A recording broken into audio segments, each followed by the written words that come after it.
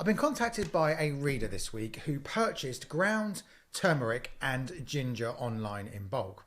Now, after tasting both, she is now convinced that both of these food products have bulking ingredients included. And of course, she says she knew nothing about that. Both labels did not cite that there were bulking agents included. And of course, if they had, she says she would not have purchased. Now, she now asks me, what are her rights in this situation, and who, more importantly, when it comes to her, can she complain to? Now, I always say consumers should always get what it says on the tin. Now, of course, often this is an imaginary tin, although with food, sometimes it's not. But of course, what I mean by this is that whatever the trader tells you you are buying, that's what you should receive. Now, this is especially important when it comes to food, because of course we consume food. It can cause you damage to your health, and it can cause damage to other businesses who are doing this properly as well. And for this reason, the law takes not only the description of goods seriously, but it takes the description of food even more seriously for the obvious reasons. Now, just to give you a flavour of this, forgive the pun, but just to give you an example of how serious the law takes the labelling of food, it has various different laws and regulations that cover this issue. So these include the Food Safety Order, the Consumer Protection from Unfair Trading Regulations, the Food Information Regulations, and various other laws, including the Consumer Rights Act as well, which of course, as I always say, says that goods, including food, should be as described. Now, where food in particular is mislabeled, and it's done purposely, as it often is actually, because what we call food fraud is actually becoming a really big issue across the whole of Europe and here in the UK.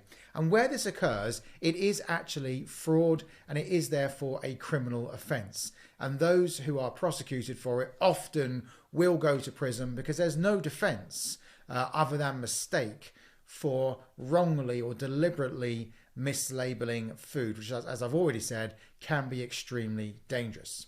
Now, the general rule when it comes to food and when it comes to labeling of food is that where there are two or more ingredients, each ingredient, including the primary ingredient, must be clearly listed. And that primary ingredient, that must come first, and the order of the list of ingredients should be the order of the weight or the volume of the ingredients in the actual product itself. And where that doesn't happen, the general basic rule is that will become a breach. Now, of course, there are various exceptions to this. Water is a good example. We know that lots of foods are bulked with water. There are various times when that does not have to be disclosed. Tuna is a good example, and various other fish products. But that's not what we've got in this particular example for my reader today. Here we're not talking about water, we're talking about another bulking agent, which clearly should have been labelled and disclosed before my reader made her purchase. Now, there's three things that my reader now needs to do. First of all, if she's not happy with the bulking agent, she needs to not use this product any further, or at all if she's not yet used the product. She needs to go back to the trader that she purchased from and cite that under the Consumer Rights Act, and I'm starting with that act because the first port of call here is your rights as a consumer to get your money back. So under the Consumer Rights Act, I have purchased these goods from you. They are not as described because you should have described the bulking agent. Let me pause there for a moment. Often when we're saying something's not as described, contrary to the Consumer Rights Act, it means that a trader has described something wrongly, therefore has told you something's red when actually it's blue, or something like that. But this provision under the Consumer Rights Act also means that there are certain times when if something's not described, something's not included in the description, it also falls foul of the obligation on traders to accurately describe goods. That's what's happened here. This trader has not described, has not listed the bulking agents if they are indeed included, and that is a breach of the Consumer Rights Act. Now, the effect of a breach of the Consumer Rights Act is that the consumer is entitled to a remedy. Now, the type of breach we've got here where the goods are not as described, that can't be remedied because you can't come back and say, oh, sorry, I'll now describe the goods correctly. So now I'm in accordance with what the Consumer Rights Act says. It's too late, because here my reader made her purchasing decision. Those words are important when it comes to complaining about goods, based on the label that she saw, or based on the description that she saw. And that label, that description, did not include the bulking agents in the list. Therefore, under the Consumer Rights Act, she is now entitled to a full refund. She will have to send these goods back, but she does that not out of her own pocket, not at her expense, but at the expense of the trader.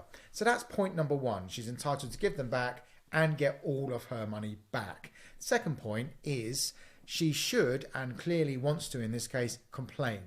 Now, the Food Standards Agency is the ultimate place where these complaints end up, but that's not where you complain for a complaint like this. You would go to trading standards. If the product was purchased in this country, you'd go to the trading standards local to where they sold it to you, so local to their premises. If it was purchased from overseas, you go to your own local trading standards.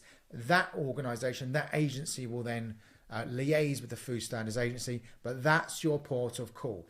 And I always advocate this. If you have a problem with food goods in particular, please always complain. This is how we stop this sort of thing being in circulation. At best, this harms other businesses. At worst, someone gets seriously ill when food is mislabeled, and because of various fraudsters. And I end with this. Food fraud is a huge developing problem. It's becoming bigger and bigger because there's lots of money in food fraud, where fraudsters effectively sell you goods that have cost them far less money to produce, when actually those goods are not what they say on the tin.